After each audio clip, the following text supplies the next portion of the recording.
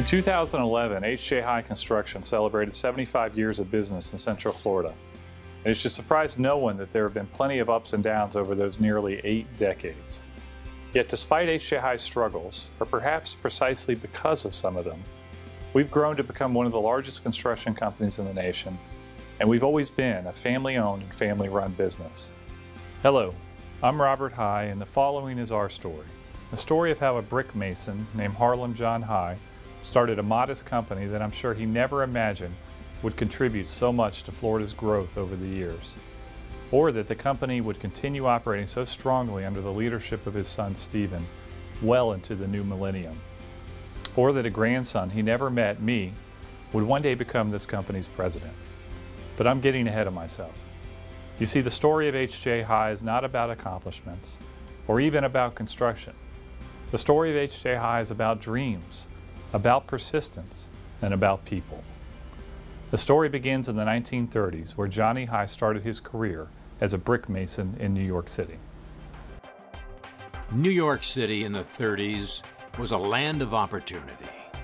After working on major projects such as the city's renowned Waldorf Astoria Hotel, 28-year-old Johnny dreamed of starting his own company. So in 1935, he married Florence Schubert and moved to Orlando, a sleepy little town in Central Florida with only 30,000 residents. Not enough people to fill even half of the current Citrus Bowl Stadium. The 1930s was a tough decade in America and abroad, but Johnny persevered. The newlyweds settled into their first home in the colonial town section of Orlando, paying just $25 a month for rent. The very next year, he founded a small masonry and concrete construction company that worked on houses and small commercial remodeling projects. Harlem John High had officially begun H.J. High Construction. By the end of the decade, America would enter World War II, and Johnny would try to enlist in the Navy. But the armed forces thought he could better serve his country working on buildings at military bases being built in Central Florida. In 1943, Johnny was at a job site when his wife went into labor. Florence, pregnant with Stephen, took a cab to the hospital to deliver him, while a dedicated Johnny took their daughters, Carol and Hope, with him to work. By the 1950s, Orlando's population had risen to 115,000 when the aerospace and defense company Martin Marietta established a plant here. H.J. High grew as well, and in 1954, Johnny became a licensed general contractor. The following year, he opened up offices at 1015 West Amelia Street, where the company still operates today. H.J. High continued to grow, and over the next several years, built more schools in Orange and Seminole counties than all other local contractors combined. But tough times were on the horizon.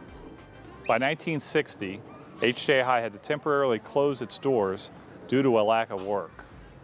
Opportunity soon came knocking, however, in 1961, when President John F. Kennedy announced the ambitious goal of sending an American safely to the moon and back before the end of the decade. H.J. High recognized this as an opportunity to go after numerous projects at Cape Kennedy, and in particular, took on the third floor additions to the Missile Checkout Building. H.J. High was back in business.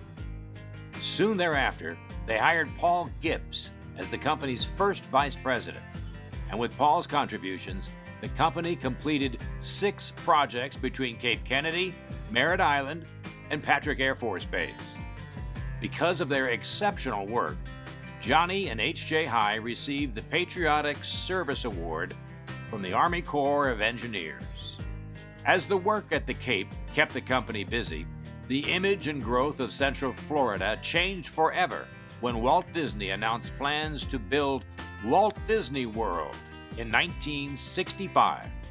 That year was not only a time of growth and change for H.J. High, but also for the High family.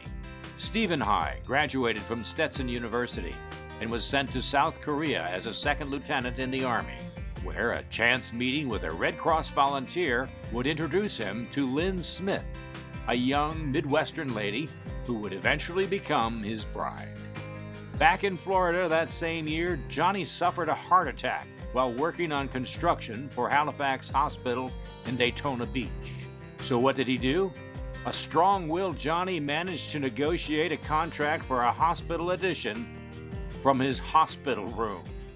In 1967, Stephen completed his tour of duty and came back to Orlando to work with his father, Johnny. A decade prior, Johnny had acquired his pilot's license to fly from job site to job site and quickly developed a passion for flying. Stephen, while working at HJ High, took flying instructions and gave some thought to becoming a commercial pilot. We have an airplane in the business, and it's been invaluable throughout the years to go to job sites. You know, for instance, we've worked in Miami, Fort Myers, you know, all over the state. And we were down in Fort Myers for almost 4 years. And that's a 4-hour drive down, 4-hour back. And our flight time is 52 minutes to the airport. I left a little car there, and the job was 3 miles from the airport. So we're there in an hour and a half, worked for 3 or 4, 5 hours, and come back and got a little more work left in Orlando. Less than a year after my dad started working with his dad, Johnny High died suddenly while working on the Manatee Hospital project in Bradenton, Florida. My grandfather, the founder and driving force of this company, was gone.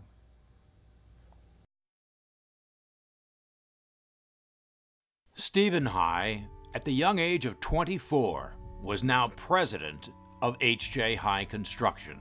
The next 3 years were difficult times for HJ High as Stephen struggled to pick up where his father had left off. When my father died, it was on the Manatee Hospital, and at that time it was a large job, and we're probably only about 50% the way through. And so we were only Paul, myself, Barbara, maybe a secretary, so it was like 4 or 5 of us in the whole business. And that job took another 1.5 years to finish up. So once that was getting close to the end, we then started bidding again. And the first job we got was the very first phase of Seminole Community College.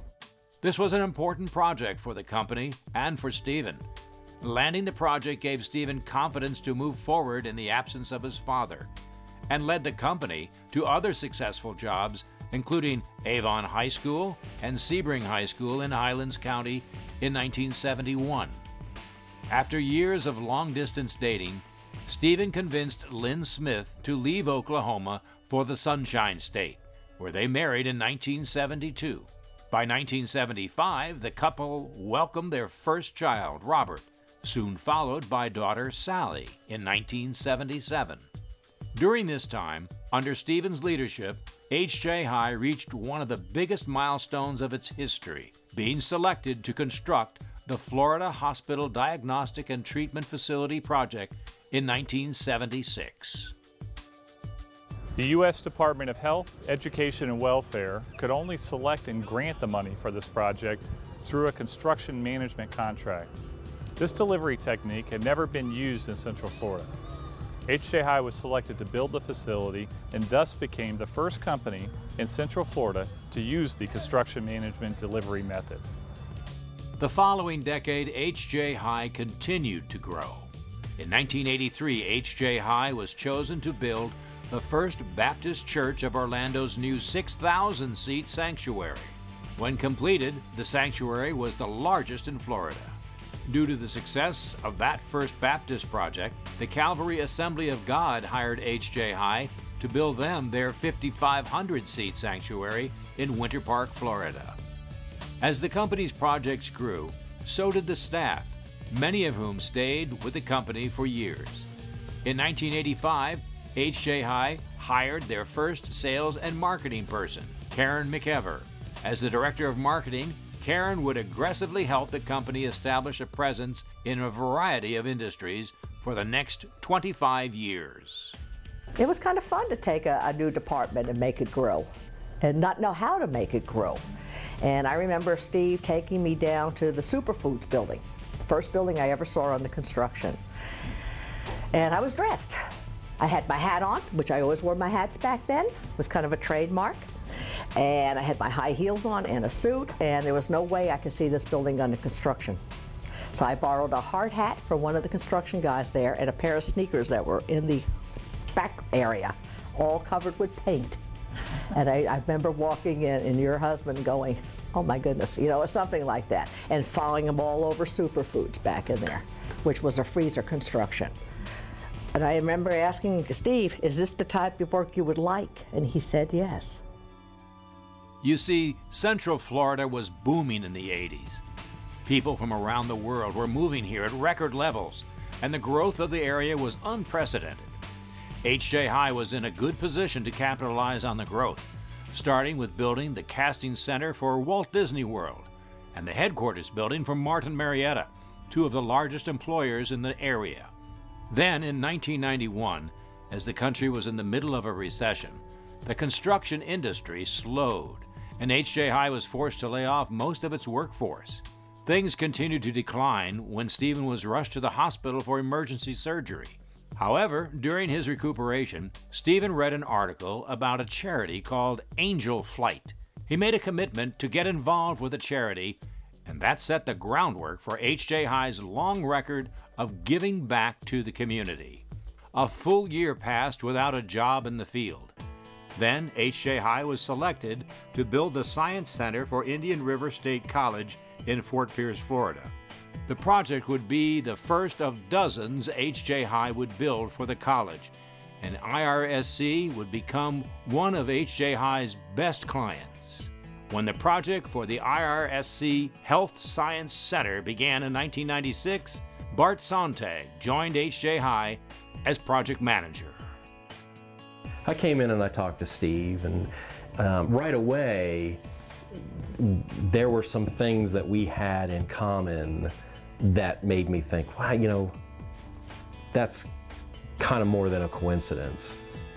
He and his wife had just finished building a cabin in a development in North Carolina, the same development where my wife and I got engaged just a year prior.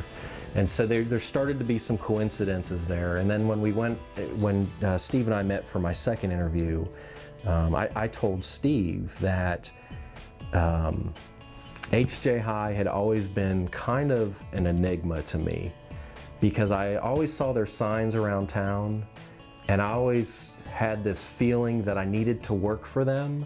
I didn't know anything about them. I didn't know what they did, what they built, where they were, who Steve High was. Didn't know anything about them, but I just knew that I needed to work for them. And so, you know, it came to pass that Steve hired me on, and I've been here 15 years because I belong here. You know, it's just, I fit here. And it's not that, you know, I'm not in some high rise with the penthouse overlooking the lake or whatever. I'm just at a place where I'm appreciated. And that's something that we try to do with all of our employees, is appreciate having them. But I belong at H.J. High.